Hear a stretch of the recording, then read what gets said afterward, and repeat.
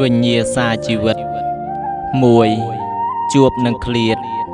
នៅក្នុងជីវិតពិតពេលខ្លះមានមនុស្សជាច្រើនដែលបានស្រឡាញ់គ្នាប៉ុន្តែពួកគេមិនអាចសូម្បីតែបានជួបមុខគ្នាញឹកញាប់ឯអ្នកខ្លះទៀតធ្លាប់ស្រឡាញ់គ្នាបន្ទាប់មកក៏ត្រូវបែកគ្នាវិញប៉ុន្តែក្រោយមកពួកគេបើជាត្រូវជួបគ្នាព្រឹកល្ងាចដោយសារតែត្រូវមកធ្វើការនៅកន្លែងជាមួយគ្នា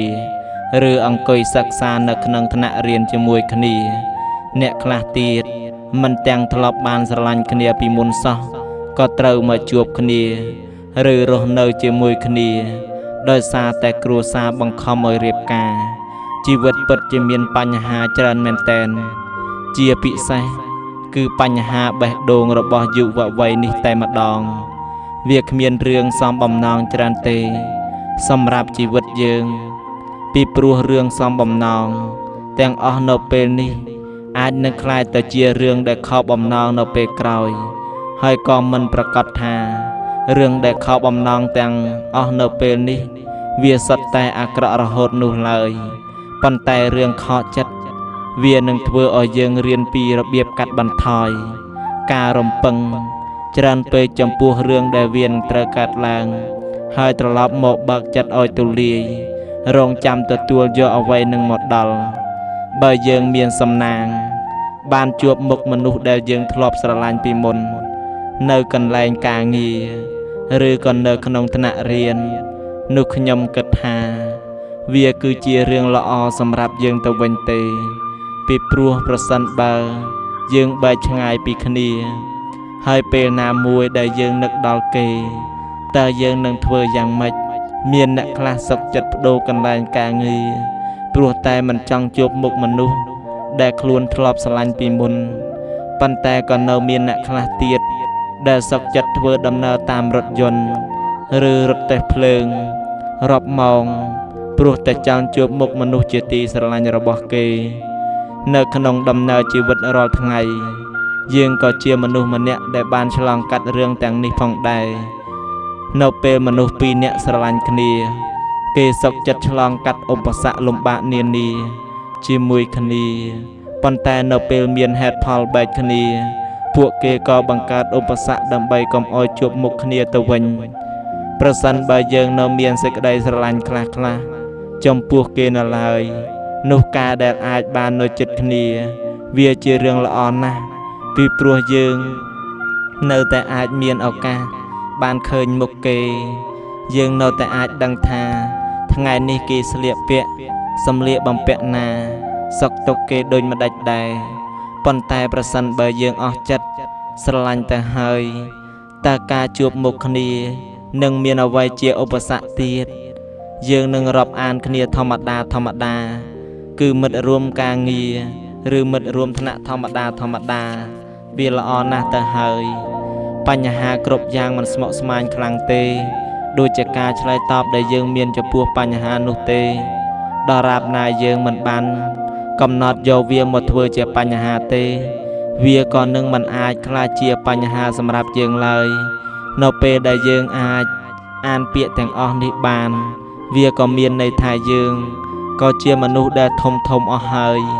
យើងក៏គួរតែអាចរៀនពីការគ្រប់គ្រងចិត្តរបស់យើង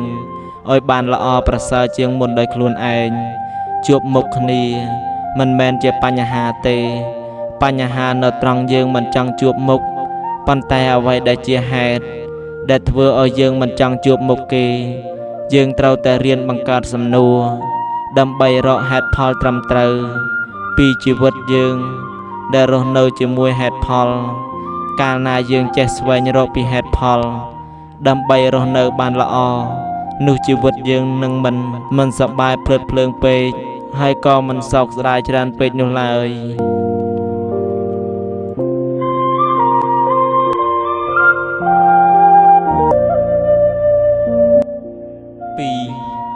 ដើម្បីបន្តជីវិតរស់នៅបានដើម្បីអាចបន្តជីវិតរស់នៅទៅមុខទៀតបានយើងត្រូវតែខិតខំប្រឹងប្រែង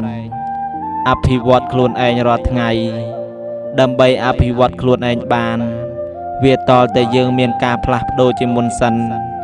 ហើយដើម្បីអាចផ្លាស់ប្ដូរវាបានវាតលតែយើងតាំងចិត្តរៀនសូត្រនៅអ្វីថ្មីបន្ថែមទៀតដើម្បីអាចរៀនសូត្រនៅអ្វីថ្មីបានលុះត្រាតែយើងហ៊ានឆ្លងកាត់រឿងដែលជីវិតយើងមិនធ្លាប់បានជួបប្រទះពីមុនមកហើយដើម្បីអាចឆ្លងកាត់រឿងលំបាកជាច្រើននៅក្នុងជីវិតរួចវាតលតែយើងបានបើកចិត្តឲ្យទូលាយដើម្បីទទួលយកនៅរឿងទាំងអស់នោះជាមុនសិនហើយដើម្បីឲ្យខ្លួនឯងមានភាពក្លាហានក្នុងការទទួលយករឿងទាំងអស់នោះវាតលតែយើងមានបំណងប្រាថ្នាដើម្បីបន្តជីវិតរស់នៅតទៅទៀតនោះឯងនៅទីបំផុតនៃជីវិតពិតជាមិនមានន័យមែនហើយប៉ុន្តែយើងមិនអាចចេះតែរស់នៅដោយមិនបានរៀបចំជីវិតខ្លួនឯងឲ្យមានរបៀបរៀបរយនោះទេផ្ទះដែលមិនរៀបចំនឹងក្លាយជាកន្លែងដែលមិនគួរចង់រស់នៅទេដូចគ្នានឹងជីវិតដែរបើយើងគ្មានគោលដៅដើម្បីរស់នៅទេជីវិតនេះនឹងក្លាយទៅជារឿងដ៏គួរឲ្យស្មុគស្មាញនិងមិនគួរឲ្យចង់បន្តជីវិតរស់នៅតទៅទៀតឡើយរស់នៅមួយថ្ងៃកុំឲ្យតែដេកស្ដាយមុនពេលបិទភ្នែកគេងហើយវាជាពិសេសសូមកុំឲ្យខ្លាចជាវិបដិសារៈសម្រាប់ជីវិតនៅក្នុងពេលវេលាចុងក្រោយមុនពេលដែលយើងចាកចោលពីផែនដីនេះទៅនៅពេលជួបនឹងស្ថានភាពដែលត្រូវប្រឈមមុខដោះស្រាយបើយើងរវល់តែតូចចិត្តដែលគ្មាននរណាមកជួយដោះស្រាយជាមួយយើងក៏ប្រហែលជាគ្មានឱកាសកិច្ចផុតពីការខាត់ស្រមោលនេះបានដែរពេលវេលា24ម៉ោងក្នុងថ្ងៃនេះបើយើងប្រើវាដើម្បីស្វែងរកបទពិសោធន៍ជីវិតយើងនឹងរកបានវាយ៉ាងច្រើននៅ10ឆ្នាំឬ20ឆ្នាំក្រោយប៉ុន្តែបើយើងប្រើពេលវេលានេះដើម្បីខូចចិត្តអន់ចិត្ត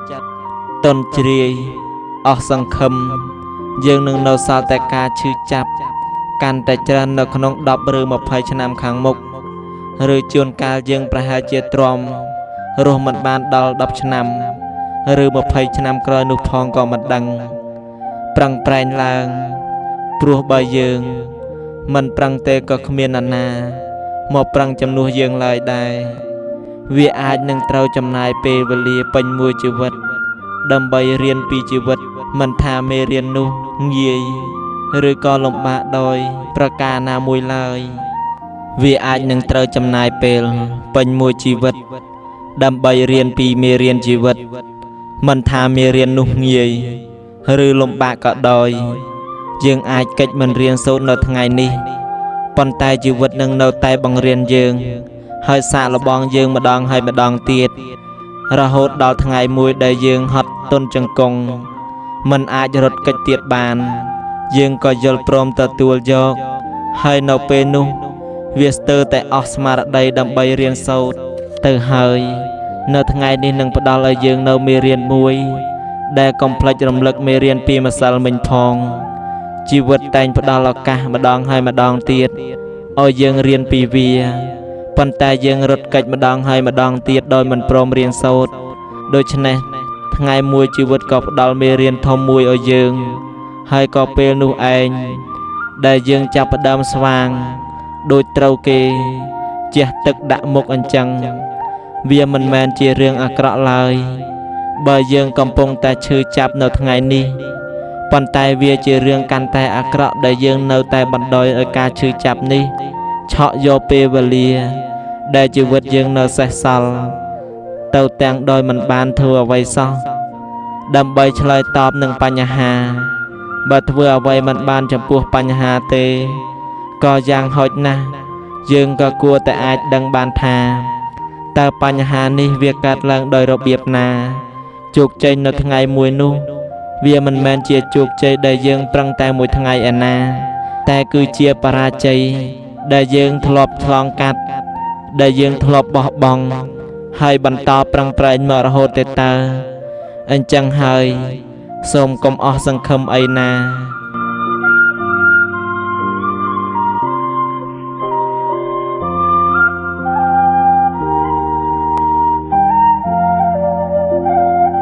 3មេរៀនកំហុសកើតមកជាមនុស្ស នរណាក៏ចេះធ្វើខុសដែរពុំមាននរណាម្នាក់អាចគេចផុតពីកំហុសបានឡើយធម្មជាតិរបស់មនុស្សគឺសុទ្ធតែមានសិទ្ធិក្នុងការបង្កើតនៅកំហុសឆ្គងហើយមនុស្សជាច្រើនរួមទាំងយើងម្នាក់ផងក៏បានធ្វើកំហុសមកច្រើនណាស់ហើយបើគិតមកដល់ពេលនេះមនុស្សដែលធ្វើខុសចាត់ទុកថាជារឿងធម្មតាប៉ុន្តែមនុស្សដែលហ៊ានទទួលស្គាល់កំហុសរបស់ខ្លួនចាត់ទុកថាជាមនុស្សក្លាហានអស្ចារ្យបន្ទាប់ពីយើងប្រព្រឹត្តកំហុសរួចវាមានរឿង4យ៉ាងដែលយើងត្រូវធ្វើបើយើងអាចធ្វើបានចំពោះរឿងទាំង4យ៉ាងនេះទើបកំហុសក្លាយជាមេរៀនដ៏ល្អសម្រាប់ជីវិតនៅថ្ងៃខាងមុខទី1ទទួលស្គាល់កំហុសខ្លួនឯងកម្រមានមនុស្សដែលចេះទទួលស្គាល់ចំពោះកំហុសខ្លួនឯងណាស់អ្នកខ្លះមិនត្រឹមតែមិនទទួលស្គាល់កំហុសទេតែថែមទាំងព្យាយាមរកលេសដោះសារ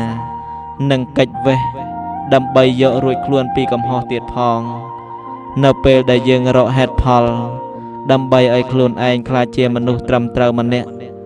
ដោយការលើកយកហេតុផលមកការពារនិងបិទបាំងកំហុសរបស់ខ្លួនវាមានន័យថា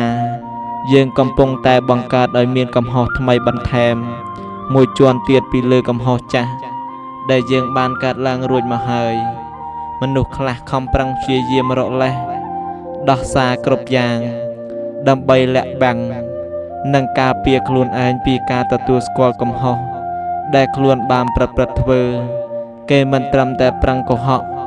ចំពោះអ្នកដទៃប៉ុណ្ណោះទេប៉ុន្តែថែមទាំងកុហកចំពោះខ្លួនឯងទៀតផងការដែលមនុស្សយើងតែងតែកុហកខ្លួនឯងបែបនេះតើអាចស្មោះត្រង់ចំពោះនរណាម្នាក់បានទៀតបើយើងធ្វើខុសហើយសូមទទួលស្គាល់កំហុសទៅគ្រាន់តែទទួលស្គាល់ថាខ្លួនជាអ្នកខុសមែនវាមិនមែនដល់ថ្នាក់ប្រកាច់ស្លាប់ទេនៅពេលដែលមនុស្សម្នាក់ធ្វើខុសហើយប៉ុន្តែគេមិនព្រមទទួលស្គាល់ពីកំហុសនោះនៅថ្ងៃក្រោយគេនឹងធ្វើខុសរឿងនេះដដែលទៀតមិនខានឡើយទី2រៀនសូត្រពីកំហុសគ្រប់កំហុសគឺសុទ្ធតែជាប្រភពនៃមេរៀនហើយមានតែអ្នកទេដែលចេះទទួលស្គាល់ចំពោះកំហុសនិងចេះកែប្រែប៉ុណ្ណោះដែលដឹងបែបនេះដើម្បីសម្រេចបានជោគជ័យម្ដងយើងប្រហែលជាត្រូវបរាជ័យច្រើនដងហើយសាងកំហុសរាប់សិបដងប៉ុន្តែសូមកុំអោយកំហុសច្រើនដងទាំងនោះក្លាយជាកំហុសដែលកើតឡើងលើរឿងដដែលឲ្យសោះកំហុសដដែលវាលែងជាមេរៀនទៀតហើយប៉ុន្តែវាក៏ក្លាយជាទម្លាប់អាក្រក់ដ៏ពិបាកកែទៅវិញការសិក្សារៀនសូត្រពីកំហុសវាពិតជាមិនងាយស្រួលដូចជាការរៀនពីសៀវភៅឬការរៀនពីគ្រូនោះទេវាត្រូវតែទាមទារឲ្យយើងចេះព្យាយាមអត់ធ្មត់គិតបែបវិជ្ជមាននិងមានជំនឿចិត្តចំពោះខ្លួនឯងបើយើងបណ្ដេតបណ្ដុលឲ្យខ្លួនឯងលងជ្រៅចំពោះកំហុសតូចតាចដែលយើងប្រឹងព្យាយាមលាក់បាំងនោះថ្ងៃណាមួយវានឹងទាញទម្លាក់យើងឲ្យធ្លាក់នៅក្នុងសភាពងងឹតនៃគំនិតដែលគ្មានពន្លឺអ្វីសោះ3កែប្រែកំហុសបន្ទាប់ពីយើងបានសិក្សារៀនសូត្រពីកំហុសកន្លងមកនិងបានទទួលស្គាល់ការពិតហើយវាជាពេលវេលាដែលត្រូវកែប្រែកំហុសម្ដងអ្នកដទៃអាចមើលឃើញកំហុសយើងច្រើនជាងយើងមើលឃើញពីកំហុសខ្លួនឯងមែនប៉ុន្តែមិនមាននរណាម្នាក់ដែលអាចជួយកែប្រែកំហុសរបស់យើងបានទេកែប្រែបានឬមិនបានគឺអាស្រ័យលើខ្លួនយើងផ្ទាល់គេមានច្បាប់ដើម្បីដាក់ទោសចំពោះអ្នកដែលប្រព្រឹត្តខុសប៉ុន្តែគ្មាននរណាម្នាក់អាចមានសិទ្ធិមកដាក់ទណ្ឌកម្មចំពោះយើងក្នុងការកែប្រែកំហុសរបស់ខ្លួនឯងនោះទេវាទាមទារឲ្យយើងធ្វើចេញពីចិត្តខ្លួនឯងទាំងស្រុងការសន្យាចំពោះខ្លួនឯងនិងអ្នកដទៃក្នុងការកែប្រែកំហុសវាមិនមានប្រយោជន៍អ្វីទេប្រសិនបើយើងមិនបានតាំងចិត្តថ ថានឹងកែប្រែនោះផងព្រោះនៅថ្ងៃណាមួយព្រោះនៅថ្ងៃខាងមុខយើងអាចនឹងធ្វើខុសម្ដងទៀតនៅពេលដែលគ្មាននរណាម្នាក់ចាំសង្កេតពិនិត្យមើលយើងនៅពេលដែលកំហុសទាំងឡាយត្រូវបានកែប្រែអ្វីដែលយើងទទួលបានគឺបទពិសោធន៍ដ៏អស្ចារ្យដែលត្រូវយកមកប្រើប្រាស់ពេញមួយជីវិត 4. កុំសាងកំហុសលើរឿងដដែលគួរតែកុំជន់ដានចាស់កុំខុសលើរឿងដដែលកុំអាងចំពោះការប្រះប្រាស់សំទោសនិងកុំអាងលើការសន្យាពីព្រោះវាជួយអ្វីយើងមិនបានទេបើយើងសន្យាហើយត្រូវតែគោរពតាមការសន្យានោះផងរឹតតែត្រូវគោរពចំពោះខ្លួនឯងខុសលើកទី1វាជាកំហុសដែលយើងខុសលើកទី2និងលើកទី3វាជាជំរើសរបស់យើងដើម្បីកាត់បន្ថយឬការជៀសវាងចំពោះការធ្វើកំហុសដដែលយើងក៏បីបង្កើតសំណួរនៅក្នុងខួរក្បាលខ្លួនឯងសិនមុនពេលចាប់ផ្ដើមធ្វើអ្វីមួយចេញមកវាពិតជាសំខាន់ណាស់ដែលយើងត្រូវចោទសួរចំពោះខ្លួនឯងនៅសំណួរខ្លះមុនពេលយើងចាប់ផ្ដើមធ្វើអ្វីមួយហេតុអ្វីយើងត្រូវធ្វើវាតើយើងគួរធ្វើវាឬអត់តើវាមានប្រយោជន៍ដែរឬទេវាចាំបាច់ដែរឬទេវាប៉ះពាល់អ្វីខ្លះដែរឬទេក្នុងភាពជាមនុស្សអ្វីដែលសំខាន់បំផុតគឺយើងចេះទទួលស្គាល់កំហុសខ្លួនឯងនិងផ្ដល់ការអភ័យចំពោះកំហុសរបស់ខ្លួននិងអ្នកដទៃមនុស្សដែលមានទំនួលខុសត្រូវម្នាក់គេនឹងមិនទម្លាក់កំហុសទៅលើអ្នកដទៃទេប៉ុន្តែគេនឹងរួមចំណែកទទួលខុសត្រូវចំពោះបញ្ហាដែលបានកើតឡើងសូមធ្វើជាមនុស្សដែលចូលចិត្តសម្លឹងរកមើលកំហុសរបស់ខ្លួនឯងឲ្យបានច្រើនជាងការរងចាំចាប់កំហុសរបស់អ្នកដទៃព្រោះថាកំហុសរបស់យើងវាសំខាន់ណាស់ដើម្បីទទួលស្គាល់រៀនសូត្រកែប្រែនិងជៀសវាងនៅថ្ងៃក្រោយកុំឲ្យជន់ដានចាស់ហើយវារឹតតែសំខាន់ដែលយើងត្រូវចម្រាញ់វាឲ្យបានកើតចេញជាមេរៀនសម្រាប់ជីវិតរៀនសូត្រពេញមួយជីវិតរបស់យើង